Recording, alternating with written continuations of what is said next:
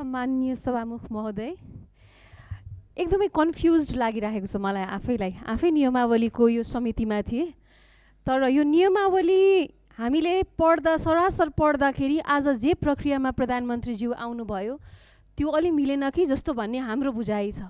तर सम्माननीयज्यू त्यस्तो गरिमामय कुर्सीमा बस्नु भएको छ, त्यहाँबाट उहाँले रुलिङ गरिरहनु भएको छ, होइन नियमावलीले त्यसो भन्दैन भन्दै हुनुहुन्छ। एउटा प्रशिक्षण राखिदिन पर्यो। सचिवज्यूहरू यत्रो यहाँ हुनुहुन्छ, यो वास्तविक अर्थ के हो कि यो शब्द पछाडिको जालझेल गर्न हामीसँग नेपालको ब्युरोक्राट्स जस्तो एक्सपर्टिज छैन। हामी सिम्पल माइन्ड लिएर राष्ट्रको निम्ति काम गरौँ भनेर आएका हौँ।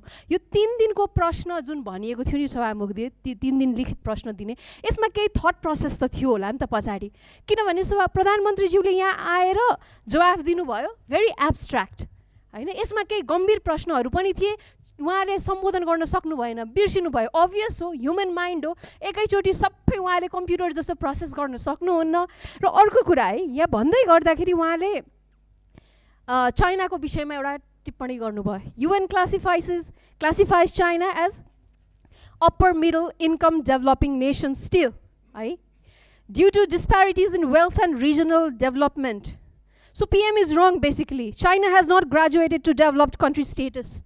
त्यो सच्याउनु पर्ने हो कि यस्ता किसिमका त्रुटिहरू हुन्छन् कि जस्ट ऱ्यान्डमली आएर बोल्दाखेरि मलाई लाग्छ यस्तै नहोस् भन्ने विषयलाई लिएर 3 दिन लिखित गर्नुपर्छ भनेको कारण चाहिँ उहाँको त्यहाँबाट आएर त्रुटि हुनु हुँदैन लाइभमा, किन विश्वले हेरिरहेछ। चाइनाले के हेर्ला त यो जवाफमा प्रधानमन्त्रीले आज चाइनाबारे दिएको टिप्पणी, चाइनाले त्यसलाई कसरी विश्लेषण गर्ला? कुनै देशको बारेमा मेरो प्रधानमन्त्रीले बोलेको कुरालाई भोलि अर्को देशको दूतावासले यहाँ खण्डन निकाल्न सक्छ। यही थट प्रोसेस थियो हो र त, यो एउटा प्रोसेसमा जाउँ भनेको थियो। एक्चुअली सभामुख महोदयले चाहिँ आज जसरी रुलिङ गरिदिनु भयो त्यो सही हो भने कुन आधारमा हो, त्यो बेन्चबाट चाहिँ आज जवाफ चाहिँ आएर हाम्रो कन्फ्युजन हटाइदिनुहोस्। We have no hard feelings, तर यति धेरै कम्प्लिकेट भइरहेको छ यो सब कुरा। सभामुख महोदय, मान्य सदस्यहरू अब बसौँ।